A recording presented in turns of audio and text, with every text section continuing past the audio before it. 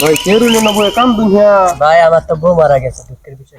উড়ুন দি কি সাম কামটা শুনবো মিয়া বউ মরে গেছে ভাই, কুম্বালা এই যে কালকে। বউ মরিয়া সেটা সুখবর আমি বিয়ার একটা করতাম ধরু মিয়া কি আলাপ করেন মিয়া?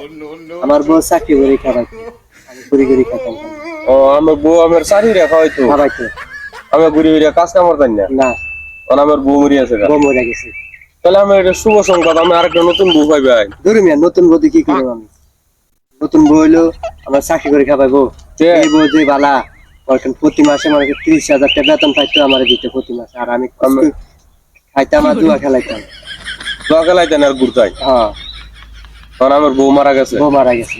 আর একটা বিয়া হইয়া লাইন না ফিরি আমি যে কান্তাছু মানুষের মা বাপ মরলো তুই কানতে না ধরু মিয়া এই বউ যে আমার আইন নীতি দিতেছে, আরেক বউ দিব কি লাভ করেন?